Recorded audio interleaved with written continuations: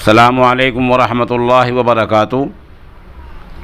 Nadreen, हमारी ख़बर का उन्वान है चौधरी अजीत सिंह नहीं रहे। राष्ट्रीय लोकदल के चीफ चौधरी अजीत सिंह अब इस दुनिया में नहीं रहे हैं। 86 साल अजीत सिंह की गुज़िश्ता रोज़ अचानक तबीयत बिगड़ी और उनको गुड़गांव के एक प्राइवेट अस्पताल में दाखिल कराया गया, जहां आज उनकी मौत हो गई है। आजहानी जाट समाज के बड़े लीडर थे और उत्तर प्रदेश के बागपत हलके से 7 मरतबा एमपी रह चुके हैं। वो कई बार मरकज़ी वज़ीर भी रहे हैं।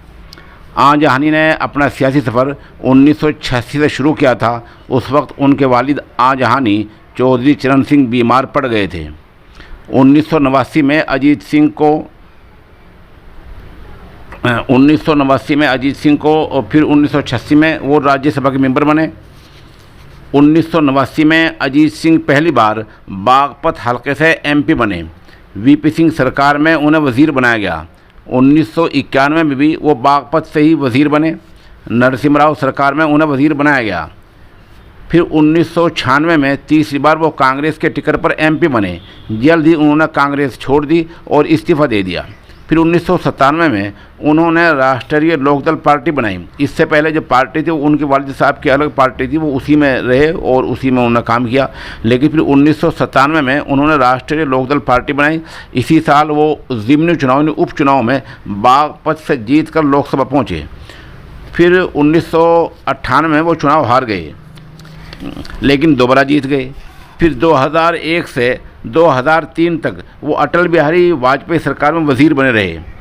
2011 में वो यूपीए का हिस्सा बन गए। फिर 2011 से 2014 तक वो मनमोहन सरकार में वज़ीर बने रहे। 2014 में उन्होंने मुजफ्फरनगर से इलेक्शन लड़ा, वो हार गए। 2019 में भी उन्होंने मुजफ्फरनगर से चुनाव लड़ा, वो फिर भी हार गए। ये आजहानी का सियासी सफ़र है मुख्तसर सा, जो हमने आपके सामने पेश किया है। बता दें कि अजीत सिंह जाट समाज के कदावर लीडर थे। ख़ास तौर से बागपत हलके में उनकी बात मानी जाती थी और उनके बेटे चौधरी जैद सिंह इस वक्त उनके जो है उत्तरदायी हैं, जवाबदेह हैं।